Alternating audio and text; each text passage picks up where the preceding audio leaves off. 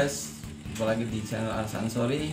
Pada dasarnya kita sebagai fotografer atau kalian yang baru ingin belajar fotografer, 3 pengaturan ini adalah yang sangat penting sekali yang perlu kalian ketahui untuk mengatur kamera kamu sehingga menghasilkan hasil jepretan yang maksimal.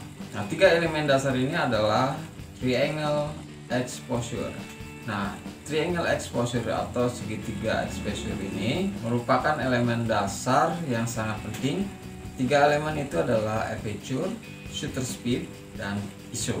Ketiga elemen ini adalah saling berkaitan ya dalam proses masuknya cahaya ke dalam kamera sebelum mencapai sensor gambar.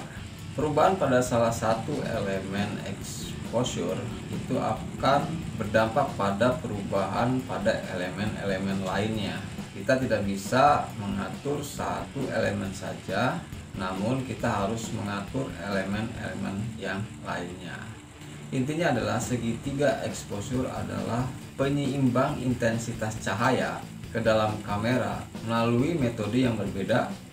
Lebih jelasnya adalah ketika kita mengatur ISO, kita juga harus mengatur aperture dan shutter speednya sampai kita menghasilkan gambar yang sesuai dengan keinginan kita.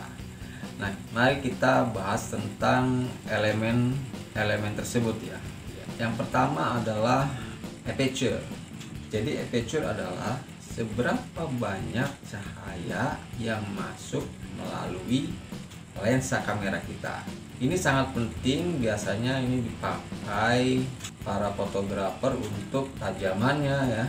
Bisa juga dipakai untuk efek bokeh ya. Nah, untuk aperture ini simbolnya adalah F ya. Jadi semakin kecil F-nya yang kita atur, itu akan semakin lebar bukaan pada lensa kamera kita. Begitu pula sebaliknya, semakin tinggi F-nya atau aperture-nya itu, maka akan semakin kecil bukaan pada lensa kamera kita. Untuk kalian yang ingin menghasilkan gambar yang bokeh, jadi objeknya itu detail, sedangkan background-nya itu ngeblur ya, itu disebut bokeh. Jadi kalau kalian ingin mencoba teknik foto bokeh, jadi kalian harus mencoba memperkecil F-nya itu hingga menghasilkan efek bokeh. Berbeda dengan kalian yang ingin memotret pemandangan ya, atau gedung, saya sarankan kalian men-setting F-nya itu lebih besar karena untuk menghasilkan detail yang lebih jelas pada setiap bagian objeknya. Nah, elemen yang kedua adalah shutter speed. Nah, shutter speed ini adalah bukaan jendela sensor kamera kita ya, atau durasi bukaan jendela pada sensor kamera ketika menerima cahaya masuk ke dalam sensor sebelum menutup kembali. Jadi semakin lama shutter speed yang kita setting, maka makin banyak cahaya yang akan masuk ke dalam sensor kamera kita sehingga menghasilkan foto yang lebih terang.